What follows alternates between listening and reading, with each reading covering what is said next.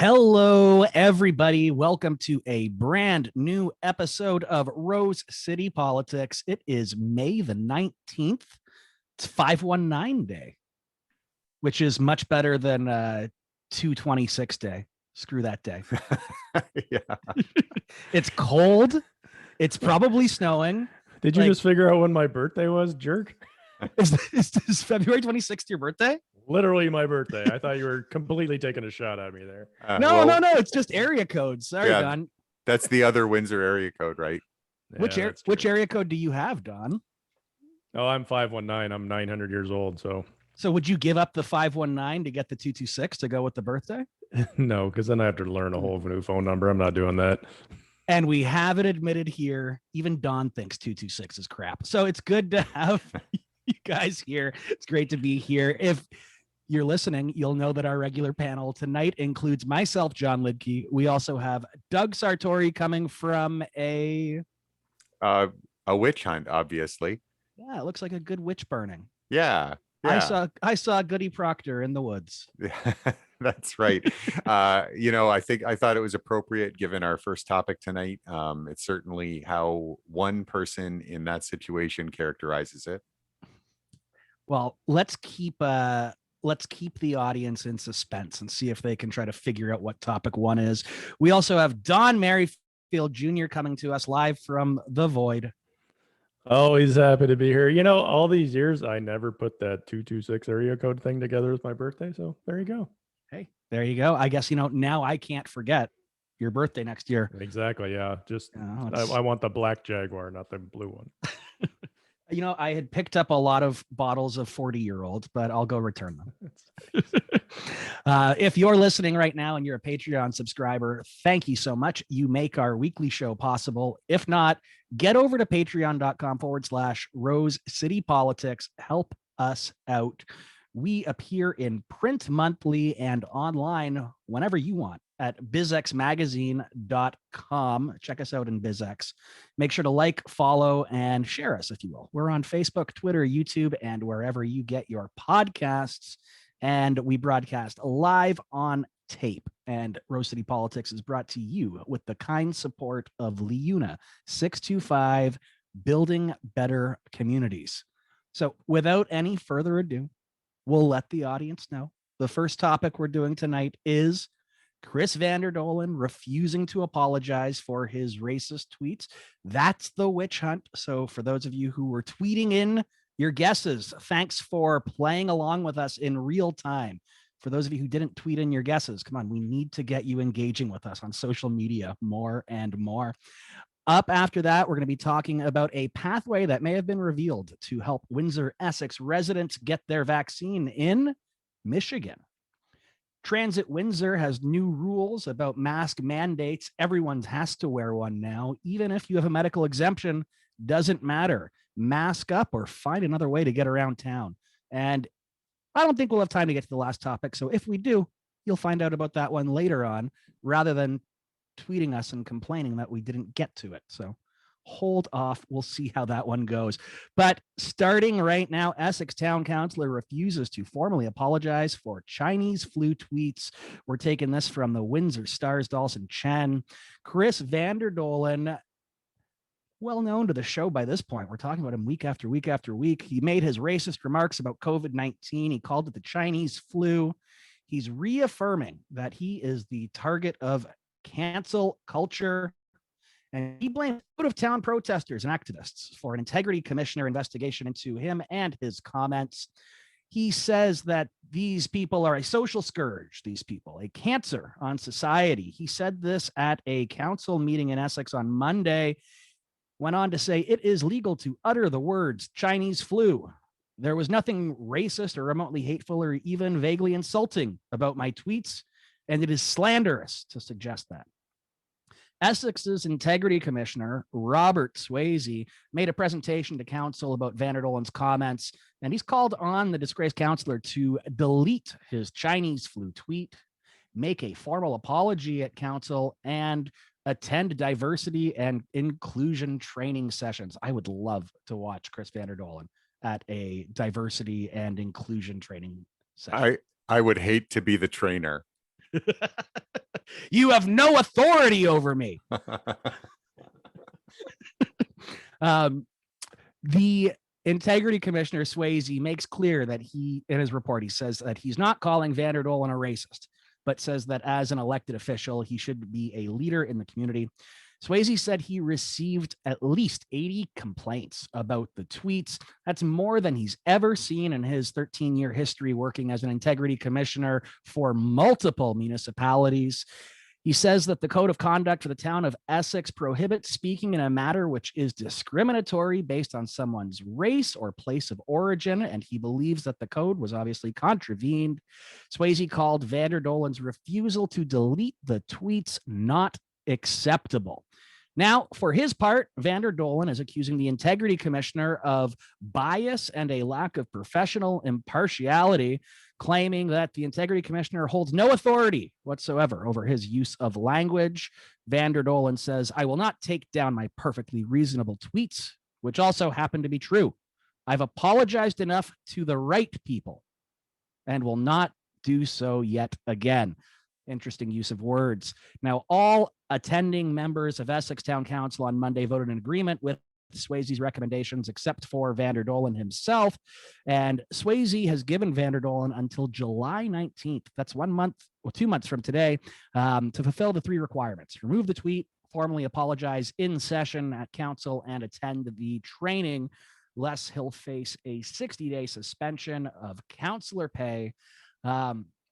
That's the news part of it. Let's shift to the analysis part of the show here. Councillor double down at it again. So we've got the councillor suggesting that he's actually the victim here yet again. It's been a nonstop slough of this. He's acting like we're all at the trough for him, begging for this truth that no one really wants from him. He's really a man on an island here. I mean, I haven't seen much support. He says that he received over 100 comments from people saying that what he did was right. Unfortunately for the councillor, letters of support don't really come into play when it comes to the Integrity Commissioner's position here. I find it funny that he claims the Integrity Commissioner has no authority whatsoever over his language, when of course, that's exactly what the role of the Integrity Commissioner is. You have acted in a manner that wasn't with integrity, and it has brought, disrespect upon the town. It's made the town look bad. That is what the purpose of this role is. Doug, I know that we've been talking about this one a lot. You've got the good background here. I guess just to tee it up for you, I mean, are you surprised that he's doubling down yet again? You're on mute, Doug. I got to say it. Yes. Congratulations. I'm not surprised in the slightest that he chose to go this route. This may be a route that has some consequences for Vander Doelen, but it's also the easy route. He has a reputation for sticking to his guns and not backing down, and some in the media have characterized that as a positive trait, and I do think it's a good thing to be consistent in your views and defend your point of view, but in this case I don't think so. I think that Mr. Vander Doelen would have done well to reflect on the messages that he was getting, those who were not in support. He would do well to reflect on the comments made by other elected officials and think about why he's so isolated on this. And he should think about the way that vote went down. I watched that part of the Essex Council meeting, and I did not see a witch hunt. I did not see a bunch of political rivals eager to dunk on someone that was offensive. What I saw was a bunch of colleagues very uncomfortably and regretfully finding that they had to sanction him in order to move forward with the business of the town. And I know there's going to be a conversation here and there's a lot to unpack. But that to me is, I think, the biggest thing that I take from this. Chris Vander Doelen has shown zero interest in governing. I know in his comments that he talked about the real business of Essex Town Council.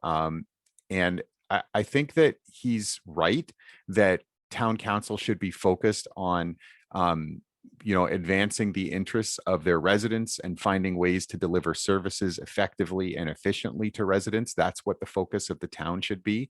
But what he's done here is guaranteed that this circus will continue. And I find that to be incredibly disappointing. And I find it to be incredibly selfish on Mr. Vander Doelen's part.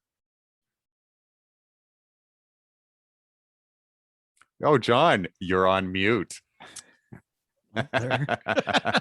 Let's just bring Don in. I'm just leaving my mic open the whole show so no one can say that to me. Interesting developments with all this. For Chris, for Mr. Councillor Vander Doelen, I guess we should use his real title. He's staying on brand. I think, what Doug had said earlier in his comments. So I'm not really surprised. Well, you know what? I thought for a while that he was, when this all first happened and he got the big pushback, it seemed like he was almost going to say, well, okay, I screwed up. I shouldn't have said that. Or maybe, you could even walk around it and make it sound like, well, you didn't mean it, but I apologize that, it upset people. So it is interesting that he's come out this strong, after the integrity commissioner came out and is pushing back quite hard. He says he got a lot of support from people, and I don't know, maybe people who supported him and voted for him, maybe this is how they think. Maybe this is, maybe he's talking to his constituents and they're on board. There's a lot of people out there who, do think sometimes language policing has gone too far, but, I think anybody would be naive to think that when he called it the Chinese flu that, we all knew this was, kind of a Trumpish kind of statement because, look, you can say that the flu came from China. You can call it the China flu if you want, but the fact is that that term has been used in a derogatory and attacking position on a group of people. So to say it, after that, you're really just asking for trouble. Let me ask you a question though. He had mentioned that the integrity commissioner is BS and he doesn't have to listen to him and blah, blah, blah. I think we all remember when Councillor Bordelon made those statements about people dying in the park or ladies getting basically people getting murdered in the alleys. I forget what the exact statement was. And council pushed back on him. The integrity commissioner got involved and he had to make an apology. And to be honest, I thought when Reno had to do it or Councillor Bordelon had to do it, I thought it was baloney too. So, I mean, I can see Councillor Vander Doelen's point that, the integrity commissioner is, really is just going to do what the masses want him to do. So yeah, curious what you guys think about the role of the integrity commissioner and how politicians look at them. And, if we say the integrity commissioner in Windsor was full of crap for making Reno do that, maybe the same feeling could be said for Councillor Vander Doelen out in Essex. Yeah, so I'm really glad you brought that up, Don, because I've been thinking about that too. I was at that council meeting when council voted to sanction Councillor Bordelon, and there are some key differences that I want to highlight here. One is that integrity commissioner complaint, unlike this one, was not resident driven. It was driven, in fact, if I recall correctly, by a council colleague, Councillor Gignac. And it was entirely politically motivated. That's my opinion. Everyone can form their own opinion on it, but I think that was an integrity commissioner complaint that was intended to use the apparatus of the integrity commissioner's office to politically punish an obnoxious colleague. And I think that's a key difference because I didn't get that sense at all from Vander Doelen's colleagues. Even his most obvious rival on council, which would be Sherry Bondi. Sherry in her comments did not attack Vander Doelen. She made it about the residents and she seemed focused on the residents. So, I think that's one key difference. And the other key difference, I think, goes to the person, the individual in question and their conduct and the reasons for their conduct. Councillor Bordelon was advocating for his residents. He exercised hyperbole. Maybe that was a poor choice, and certainly I think he expressed regret for his choice of words. That's a big difference between someone just being a jerk online. There was nothing in that tweet. There was nothing there about the town of Essex, about the business of the town of Essex. Chris Vander Doelen was not advocating for anybody except his own ego in that tweet. So, that to me are the two key differences between those two incidents. Not only that, I'm looking up the piece right now. Councillor Geniac didn't even file an integrity commissioner complaint herself. She brought it forward at council and she made a motion. And so it was a council brought forward motion that resulted in it. So, I mean, further politicization or weaponization, if you would. If she wanted to go and file a complaint, she could have done it herself, held a press conference, So I do agree with you as well, whereas Councillor Bordelin was advocating for his constituents, advocating for his ward. What's Chris Vander Doelen doing here other than feeding his own media ego? I'm not surprised that he's deciding not to back down from it. I mean, in our chats that we have, I said from the very beginning, I've said it on the show, I think he's gunning hard to try to get a PPC nomination or trying hard to at least get ingratiated into that group of people. I mean, we're seeing Maxime Bernier and Randy Hillier and a large group that are, traveling the country, and they're continuing this anti-lockdown, jumping on this populist train. And I think he has higher political aspirations. And I think he's able to easily say, I'm ignoring this sanction because what's 4 months of pay to someone who, presumably lives in a house that's already paid for? He has a pension. He has a spouse who is working as well. I think it's a cost benefit analysis, and he's decided that the benefit outweighs the cost here. There isn't any true penalty for him. And I was trying to think, like, what's some other sanctions involved? He could be removed from committees, right? Yeah, I guess if council decided, but then you really get into and I don't like to try to bring in American comparisons here, but a Marjorie Taylor Greene type issue in Congress, where you have someone who's going out of their way to be inflammatory, someone who's going out of their way to cause these types of issues, and then you sanction them. And so you strip him from committees, let's say. And what's that going to do to him? Gives him more time to be more antagonistic, to have him go out and, I'm not saying raise more money, but to continue to engage in these matters. And if he's truly interested in putting the needs of the town first, he would drop this BS that he's doing. So he's clearly not. He's clearly gamed this out. And I've said it before, I'll say it again. He knows what he's doing. And I think he's doing it well for his right reasons, but it's not good for the town. And what does it say for people? Essex is still trying to brand itself to get people from the GTA region and further north to come move down here because of how great a little, closet community it is down in Southwest Ontario. And what's he saying? Hey, if you're racist, come down here. You got one on council. I mean, it's not good for the town. Do you think, look, everybody who voted for Chris, we all knew what Chris was like when he was, at the newspaper. He was very divisive and non-apologetic about what he wrote. So obviously he got elected. Do you think he's just playing to the people who voted for him, that this is, what they expect from him, and this is, actually a political move on his behalf? So I want to respond to you and to John. I'll start with what your question.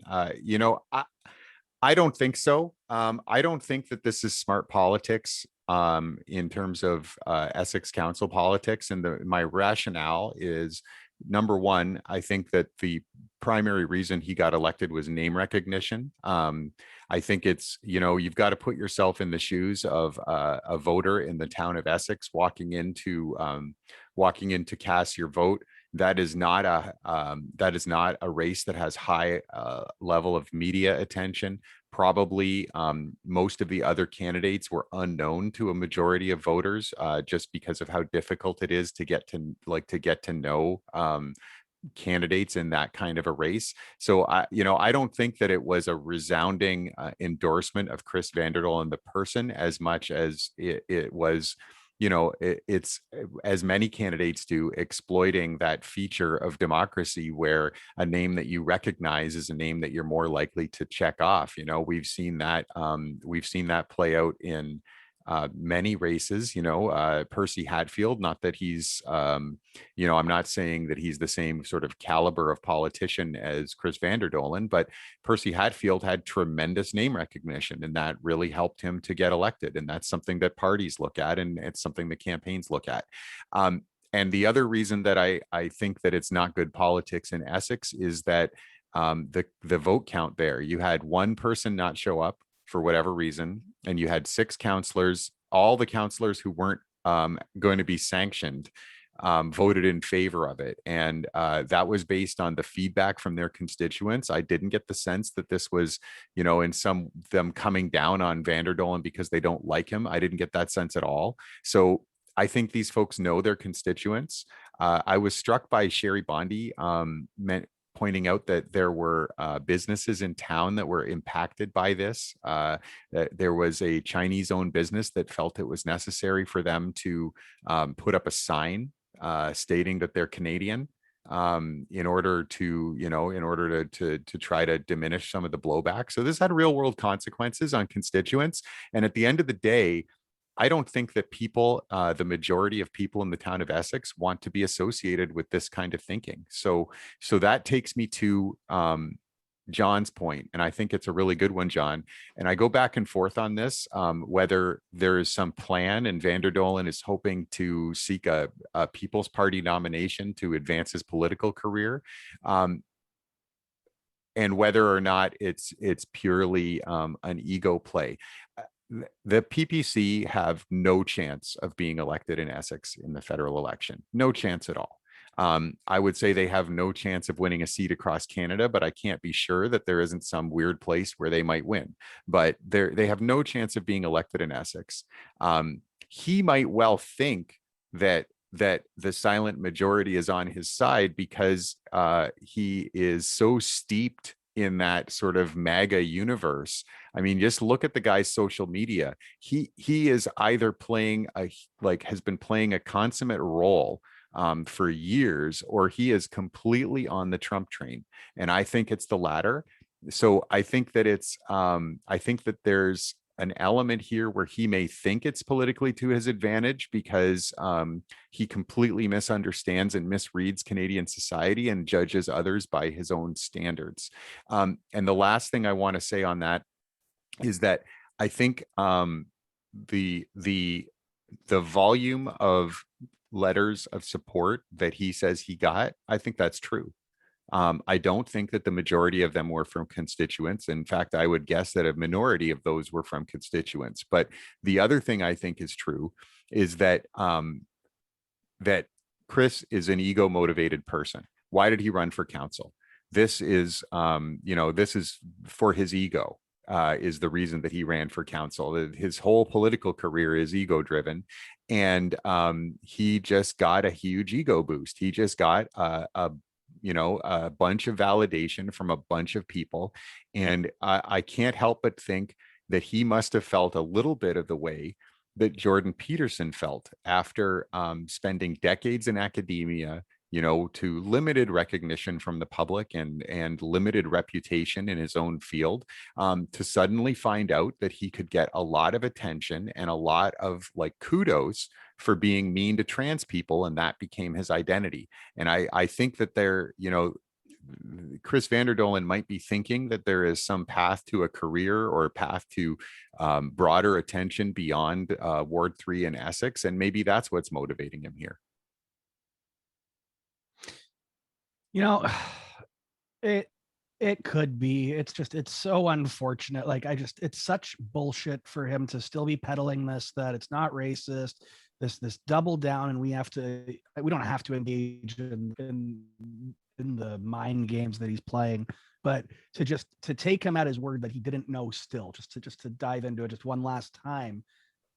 We knew that there were hate crimes resulting from the use of Chinese flu going back now a year and 2 months, when Trump started making those comments 14 months ago. The pushback was immediate. You saw what happened from it. So for him to be so steeped in this, as you said, MAGA universe, and to not be aware of the very real implications. And as you said, now there were implications in his town with actual residents having to put up signage. I mean, I would have preferred it to have been a sign that said no Chris Vander Doelen's allowed. But that's their prerogative.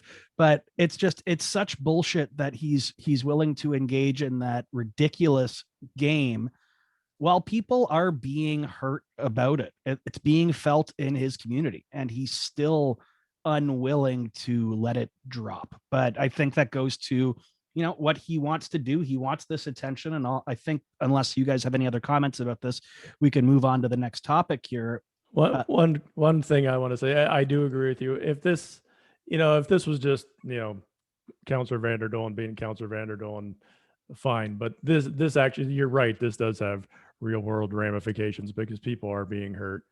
And we don't need this kind of distraction when we're kind of rounding the final stretch into this, hopefully getting COVID under control. And if I could offer Chris some political advice, trust me, no one's going to elect you because you're a smart ass. I tried. It did not work out well for me. So there's my political advice to Councillor Vander Doelen. Yeah, research has indicated that crimes against Asians in the U.S. rose significantly after the use of this term by the president and then its uptake by his proxies. There is research, and maybe we'll link to it in the show notes if I can dig it up, but there is research that indicates that perceptions of Asian Americans plummeted to lows not seen in decades in the United States after this term became current. This has, like you said, Don, this has real world consequences. This isn't some bullshit game that people are playing.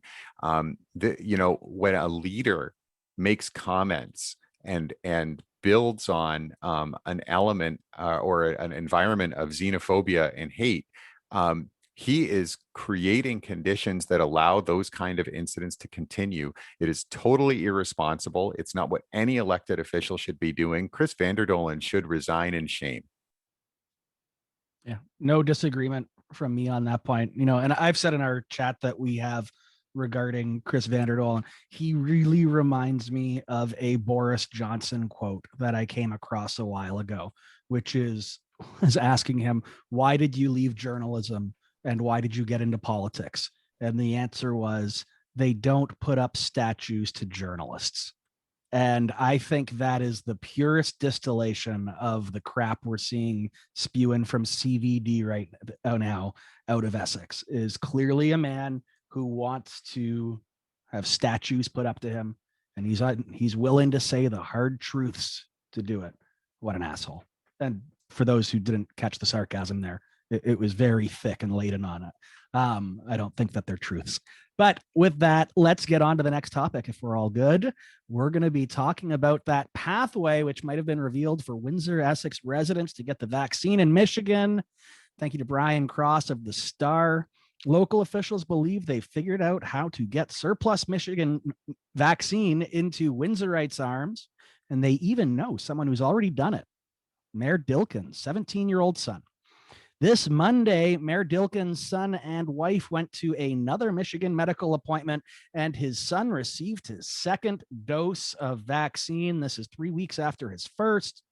The family utilized a note from a Windsor doctor saying the son was traveling for an essential medical treatment, that is the vaccine, and confirmation from the Michigan healthcare provider that he received the treatment. Made it through the border with no problems in about 15 minutes. Communications from the Public Health Agency of Canada verifies Windsor Regional Hospital's interpretation that COVID-19 vaccine is an essential medical service or treatment, and that a quarantine exemption may be granted on a case-by-case basis. This is according to Windsor Regional Hospital CEO David Mucci. He says that he's working with a Metro Detroit healthcare provider to provide vaccine to Windsor Essex residents and wants to find out if the Public Health Agency of Canada's requirement that a licensed healthcare provider sign the documents means a physician, or could it be a nurse or another provider? Now, PHAC, Public Health Agency of Canada, for those who aren't up with the acronyms, conditions for crossing include requiring people to take private vehicles and no more than one other person for support. Now, this rules out Mayor Dilkens' idea of putting Transit Windsor vehicles together as a shuttle to get Windsorites across the border. PHAC conditions also require that there are no stops in Michigan other than to get the vaccine. So no stopping at Mexican Town to bring back some good food or trying to get that currency exchange if it's still if you've eaten at Mexican Town, it is 40% antiviral. So if you've had Mexican Town, you don't need to be worried about getting the vaccine at all. So just and also PHAC is also a very serious medical condition all on its own. So now, last that we would have to say about this before we get to the analysis is Mayor Dilkens says he's concerned that PHAC language says quarantine exemption may be granted. He said his son's experience wouldn't be universal because his son is a dual citizen and thus can't be denied entry to the US. So the one thing that really popped up here is, I guess this is up to interpretation, but reading between the lines here, it sounds like when the mayor's son went over for the first time, the reasoning was specifically to get the vaccine shot, because now they're using crossing the border as the essential medical service or treatment. And again, really trying to walk this nuanced line of, I don't want to be providing any criticism about the mayor or a politician and their family members. Medical procedures it's all fine. It's all legal. No one's suggesting otherwise here. Doug, I want to bring your voice into this. I saw a tweet from Melinda Monroe on Twitter, and she's basically alluded to that a little bit of a political stunt here, if you would. Now, what's your interpretation of this? It's so tough to comment. As I said, we don't want to comment on family here, but this is family being interjected directly into this story, presumably by the mayor or the mayor's office. We wouldn't have known about it unless it had been coming from the mayor's family. I don't think that there was a breaking investigative story here. What's your read on all of this one? So I actually don't think this is a tough one to talk about at all. I take your points, and I don't think that there's any need to get into squishy stuff about people's families. This is any parent would advocate for their child and would take steps to be able to care for their child. So I don't think there's anything wrong in that. But I think this story boils down to two things. One is vaccination politics, which is certainly something I think that it's a broader issue here locally, the way that we're seeing the politics around vaccination play out, and making lemons out of lemonade. So, and I think the mayor is doing that because, look, this isn't a story he wanted. He did not come forward and share the information the first time around that this was a pathway to being vaccinated. He, to all indications, until the media called him, he wasn't going to say a thing about it. So I think that this is, there's a little bit of political maneuvering here that you may consider to be more or less adroit in terms of taking a story that could have been a negative and turning it into a positive. And that's, that's issues management, I guess. And that's fairly well done in this instance. And then the other opportunity is to, raise the level of anxiety in the population about vaccination and take a little bit of a swipe at the federal government for whatever reason that you might think that's that the mayor would be motivated to do that. On Sunday, over 4,000 people were vaccinated in Windsor Essex on Sunday. The pace that vaccines are being deployed here at this point is, I would say, not problematic.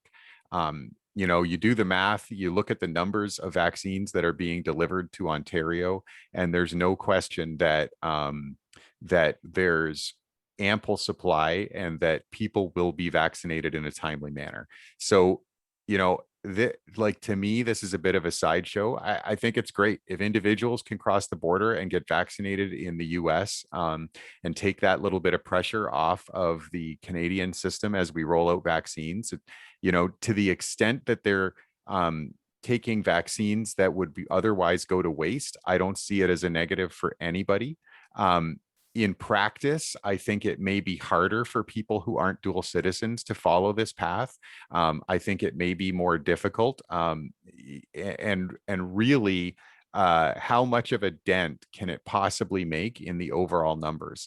How many, like, what's the volume of people who are going to make the effort, take the time, and take the risk of having to quarantine to cross the border and get vaccinated? Probably a pretty small number when you compare it against the number of people in Windsor Essex who have been vaccinated and are being vaccinated on a daily basis.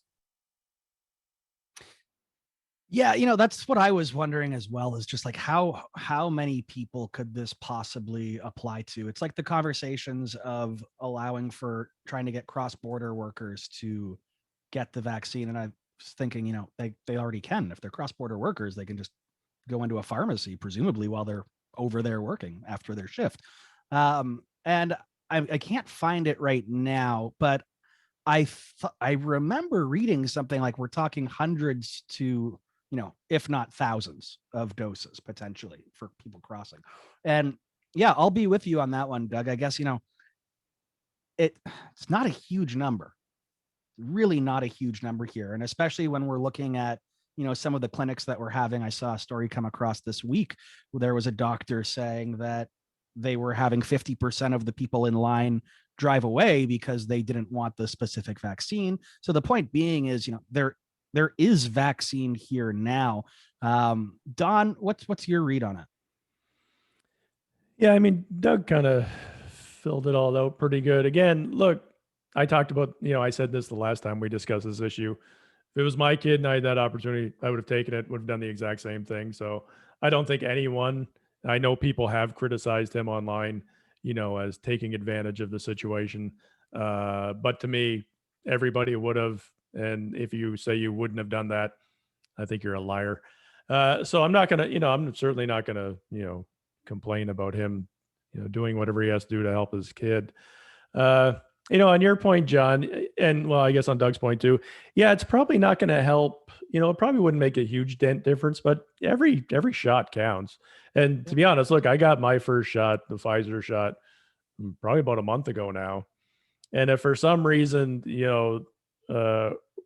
Hotel 2 Grace Hospital, David Muji, and whoever he's speaking with over there and doing the logistics, if he was able to get this program up and running where, yeah, you can get a medical note basically to get you across the border, get the shot and come back. Look, if I had the option of doing it instead of waiting another 3 months to get my second shot, I'd do it in a second. So again, you're right. I don't think it's going to, I don't think the majority of us are going to do that, but I think it would actually certainly help with, especially more so with the people getting the second shot, because, we all know Canada has delayed the second shot like a lot of countries have at this point, just to try and maximize, the few doses we have. And, we're getting a lot more now. So I kind of agree with everything you guys said. The only difference is I actually do think if they could get that program up and running, I think it's a good thing, even if it's only a few hundred people. That's a few hundred people that, vaccine doses we can use because it's exponential. If those 200 to 300 people get it, that's 200 to 300 more people. So I mean, it grows like that. It's like 200 turns into 400 or 500 turns into 1,000. So I think it's a good thing. I think a bit of the politics on this. I think what Doug said was right. I think if he had never got quote unquote caught going over the first time and kind of vaguely not really telling anybody what really happened, I don't think this ever would have came out. And maybe he was trying to do this, get his son fully vaccinated with the hopes that he could announce this great program that him and Mr. Muji from the hospital sorted out, and he was going to use himself as an example, and maybe that kind of blew up in his face. Maybe that's the politics of it. But again, as a parent, I'd do the same thing. And if the program were to come around, I'd go in a second. I have friends who work over there. They're fully vaccinated, got it twice. Their workplaces were doing it. early on. So every dose helps, as they say. And like I say, it's an exponential problem because do 1,000 over there, it's an extra 1,000 we can do here. So yeah, Yep, maybe it'll work out. I think that's all true, but I think that's largely true. But to me, like the key here, and this is a political show, the key here is the politics of it. The amount of ink and energy that has been expended to promote this story in the last 2 weeks is all out of proportion to the potential benefit to the community. And that's the politics of it. There's, like you say, there's a possibility a few hundred people could get vaccinated early. That takes a little burden off the system. Great. Is that newsworthy? Sure. Once you get the program up and running. But I think that what's happening now is just an effort to continue to hammer this story, the vaccine story, and find negatives for the government, more than advocating or promoting something that is going to be a real big benefit to the community. Do you think the portion of it where, the plan is you can go over there, but you have to go get your vaccine and come straight back and not buy anything or stop anywhere else, like John had mentioned? Do you think that's because that's exactly what he did the first time and got caught? And that was probably something that irritated people more. He said he brought back $1,700 worth of shopping items when he came back the first time. So is that political cover throwing that portion of it into the plan? Yeah, it's interesting. And he stayed overnight too, and all of that stuff would be presumably not allowed. It's hard to say, I think that in the public perception, I think that this current story overshadows all of that stuff, and there hasn't been really much appetite to push that story. And partly, I think, for the reasons that you stated earlier, Don, people don't want to be perceived as going after family. So, I think that there is an element of that this is a good story covering a not so good story. But I also think he kind of skated on that anyway. Like, there were a lot of fair questions to ask that nobody really had an appetite to ask. So he kind of skated on that as it was. What I find really interesting, diving deep into it, you have Muji here really, really echoing these attacks on the federal government in terms of vaccine rollout in his, I guess you'd say, in his professional capacity. That's how he's being quoted as. Saying that we have the biggest gap in the world between first and second doses. How do we escalate this to be done quicker? We've seen Muji, really speak very positively, of course, about the provincial government, obviously trying to angling for better positioning for a new mega hospital, I think one could assume. This whole avoiding quarantine thing, though, really goes against everything that Premier Ford has been pushing for, which is, tighten up the border, tighten up the border, tighten up the border. And now you have, Premier Ford's one of the biggest cheerleaders down here in this region, advocating the complete opposite. And I guess, that quarantine exemption, I mean, is there any concern at all about not having that quarantine if the exemption was to be provided? These are people that are crossing specifically to get a vaccine. They're going into areas where you have to presume that, it's a higher risk just because it's a congregate setting of, people who may or may not have had COVID, people who are there getting a second shot. I'm just curious the politics that you think comes into play here with the quarantine exemption part of it. I think that what would happen in practice is that you would, I think if a lot of people did take this up, I think you would see quarantines being enforced, because you can't count on people to always do what they say they were going to do when they were in the US. And, I think anybody who has worn 4 shirts back over the border because their parents bought them clothes at TJ Maxx or whatever knows that those kind of little stretches of the truth happen in a border town. So I would expect that you would, there would be it would be difficult to not enforce a quarantine requirement if a lot of people started to cross. The memories of strapping on that new pair of shoes and then having to scuff it just a little bit to prove that they're not brand new. Ma'am, why does your son have a winter coat on? It's 95 degrees outside in the middle of August. It's COVID. He's cold. I don't know what to say. Very, very cold. Possibly, obviously you can trust us down here. So if you let us get an exemption to go over there, Don't worry, we're not going to do anything against the rules, because I know personally, if I was over there, I would not stop and grab cigars and bring them back. So, you can count on me to follow all the rules that they put in place for this whole program. Oh, if I could go get my second vaccine, I'd be at Cliff Bell's so quickly right after that vaccine, having a nice drink. There you go. This is why we can't allow it. Sorry, folks. That's why we can't have nice things, because of you, John. Well, we're going to get to the last topic of the night, which means the fourth one has been dropped off. You're not even get to hear about that one, folks. Well, sticking with the COVID theme, wear a mask or don't, but you're not boarding the bus, says Transit Windsor. Brian Cross put this one out. We should call these the Brian Cross, Dave Battigello days. Like, it's just, we have two stories by the same two guys. They cover the beat. 2 work refusals by Transit Windsor bus drivers has led the provider to mandate mask wearing for all passengers, even those claiming medical exemptions. The decision is the result of a union management dispute that started with work refusals on January 23rd and 25th. A city report says drivers believed patrons riding without a face mask put the operators at risk of contracting COVID-19. A senior investigator from Employment and Social Development Canada's labor program sided with the union and drivers, concluding that allowing passengers, even those with medical conditions, to not wear masks constitutes a danger to employees. Ontario Regulation 8220 requires the use of face masks on public transit, but there were obviously some exemptions for medical reasons. Transit Windsor believed that they couldn't legally ask a person for documented proof of a medical exemption because it is a human rights issue.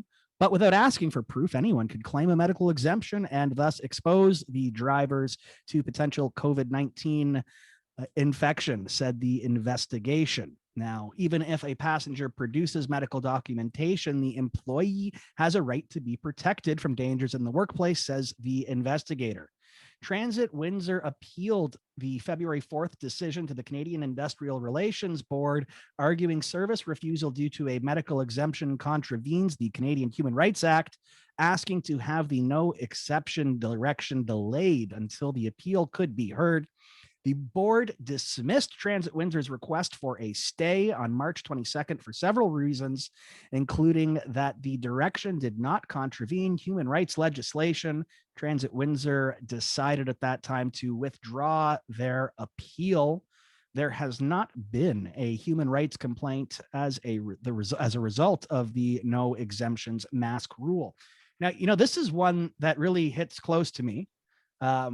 Not because I'm an avid Transit Windsor user, although we've spoken about on the show how, as they expand, it'd be great to be able to use them more frequently. But because at Higher Limits, my medical cannabis lounge, when I had it open, we used this exact same exemption to allow for people to come in and consume cannabis, saying that we weren't able to verify whether or not they were medical users. And as such, we had to presume that everyone was acting with integrity.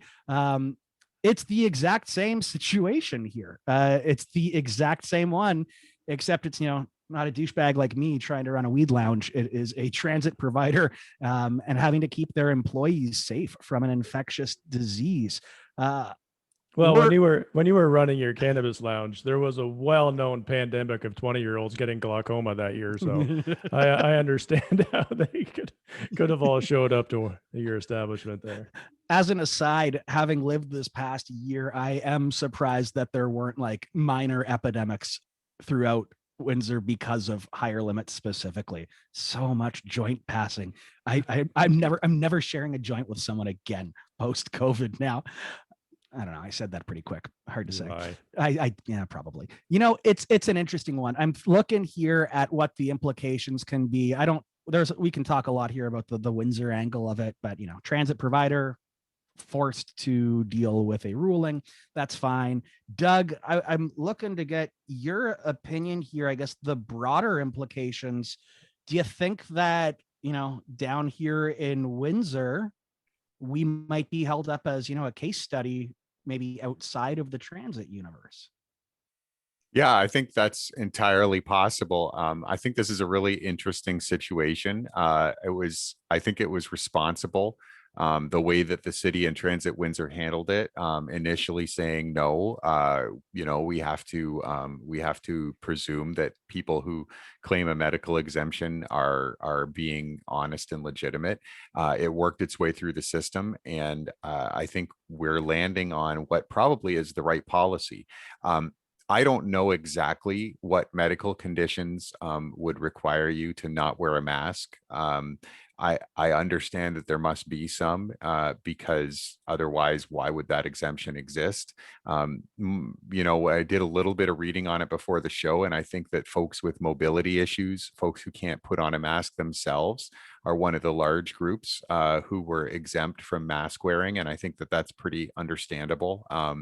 And a reasonable accommodation to make. But what I think has happened in practice, and I don't have data to back it up, but it's what I strongly believe, is that the number of people who say they have a medical exemption for mask wearing is not so different from the clientele of higher limits back in the day, that the vast majority of people are bullshitting because they don't feel like wearing a mask. They have some conspiracy theory. They are, whatever the reasons are, they're using the fact that they can't be asked to prove that they have a medical exemption in order to get away with not wearing a mask. So, it may seem like Transit Windsor are kind of being the bad guys here because people with legitimate medical conditions may now be reluctant to take the bus or not able to take the bus.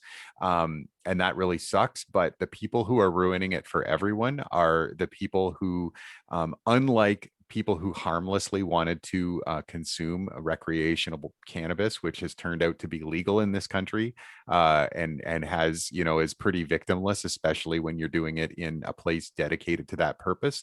Unlike that, a person who is lying about having a mask exemption because they don't feel like wearing a mask is actually putting the rest of the population at risk. So, I think that this has landed in the right place, and I'm curious if there's going to be a challenge coming forward in the future, but I'm pretty comfortable with this.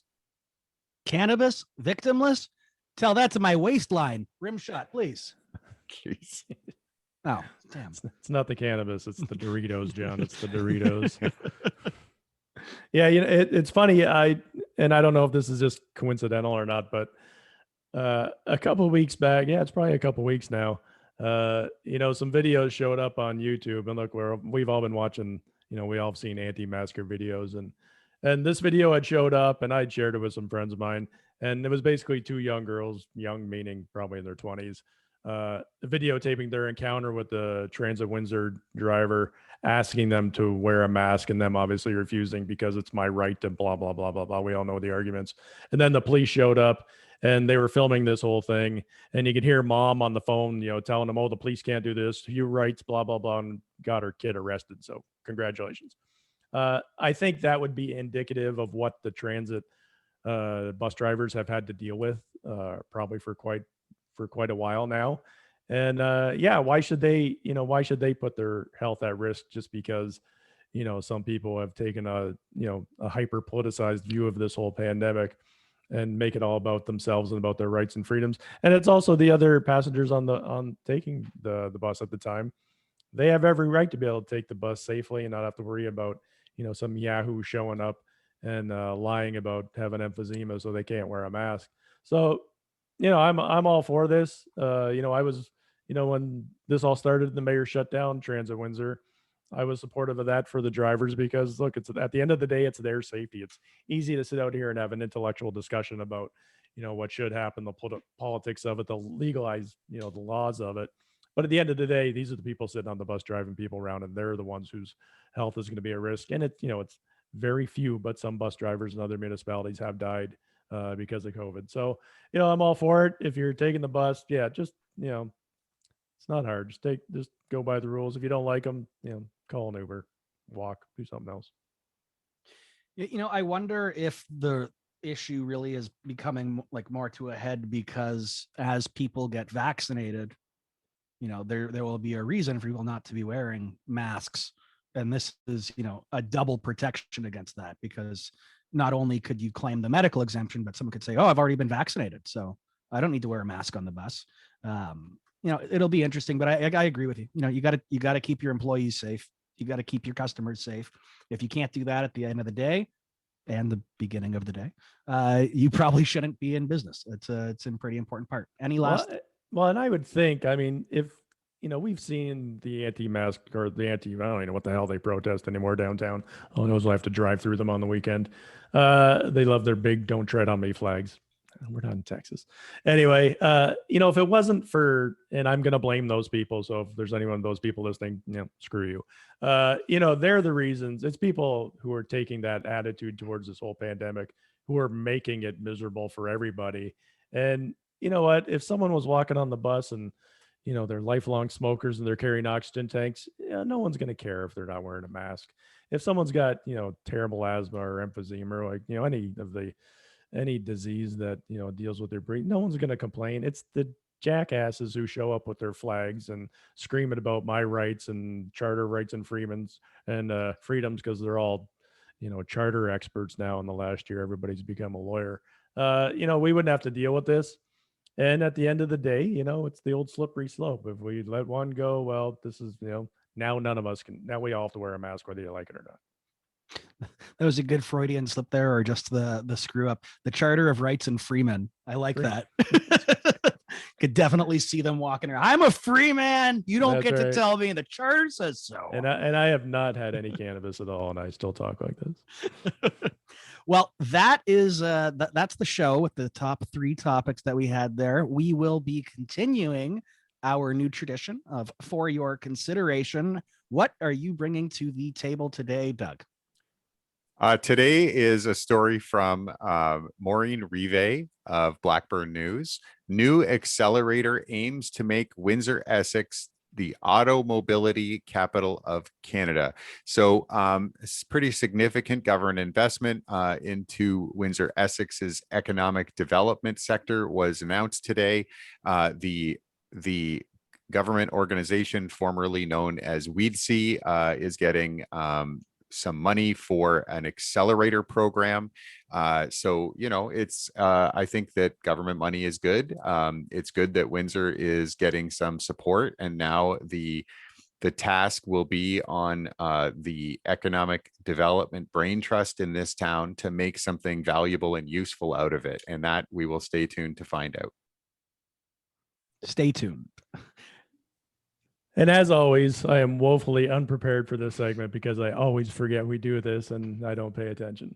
So all I'm going to say on this topic, this isn't a local situation, but if you've been paying attention to Twitter and what's going on in the United States, UFOs are everywhere. The aliens are here. They've come. The lizard men are walking around. Those crazy people all the time who said all this stuff, they were right. So I encourage you to hit on Twitter and go to UFOs in the American military and see who our new overlords are going to be and start sucking up to the lizard people. What's amazing about that is how all these UFOs get here without anybody ever spotting them in a telescope. They have to be like 40 feet from ground level before we can see them. It's really weird. Look, it's advanced technology, Doug. You just don't understand. You can't comprehend. It's telescope evading technology, obviously. It's from what the bleep do you know, man? It's like they couldn't see the ships and say, well, they were just right at the shore. That's how it is. Exactly. I saw a great tweet, though, and it said, if aliens are real, it's really not fair that Donald Trump isn't the one who gets to greet them anymore. I thought that was good. For you, both of your consideration and everyone who is listening, businesses that are defying lockdown orders, cut it out. Just stop it. Got a lot of reports of this past weekend of businesses that are running, 15, 20 people plus workshops, restaurants and bars that have been open, serving indoors and outdoors in complete defiance. Cut it out. We're so close. We are so close to the end of this. But stupidity like that will be why we have to have a 4th lockdown. And I do not want a 4th lockdown, especially not during June, July, or August. So just cut it out. That's my For Your Consideration. So I know we're not supposed to ask questions on this, but I'm going to ask a question. Look, some of us know what businesses have been violating lockdowns. So going forward, when all this is gone, whenever that day, are you going to look differently at those businesses? going forward? Like the ones that kind of fought this the whole time? Will you take your money? Will you take your business elsewhere? Oh, Yes. I mean, I am, but I'm just curious what you guys were thinking. I will not support anyone who prolong this. Again, I mean, for those of you who follow me on social media, my grandmother passed away last week. I wasn't able to be with her in the hospital and hold her hand. We weren't able to have a proper funeral. I'm not able to grieve according to Jewish custom. So screw every single one of you who decided selfishly that your own needs were more important than the health and well-being of your community members. I will keep you all in mind. I have a list. I will not be frequenting your businesses moving forward. And it's definitely the kind of thing that I will be looking at all of you with a side eye of suspicion, with absolutely no benefit of the doubt whatsoever. You used up your capital. I hope it was worth it. And personally, when the alien lizard overlords come and take over the world and they want people to cooperate against fellow citizens, I'm ratting those guys out first. They'll be the first ones eaten by the aliens. I saw Goody Proctor in the woods dancing with the devil. There you go. Top and bottom. Well, folks, that is a show. We made it through. Be sure to tune in next week. We will have a brand new topic as well. A few topics usually. And my name is John Lidke. We have had Don Merrifield Jr. here. We have had Doug Sartori here. Thanks so much, you guys. This has been a fun one to get through. If you're a Patreon subscriber, thank you. If not, get to patreon.com/Rose City Politics. Like, share, subscribe. We're on Facebook, Twitter, YouTube, all of your favorite podcasting apps. bizxmagazine.com. That's where we are online all month long. We are in print once a month as well. And we broadcast live on tape. And as always, it is due to the kind support of Liuna 625, building better communities. This has been Rose City Politics. We will see you all next week.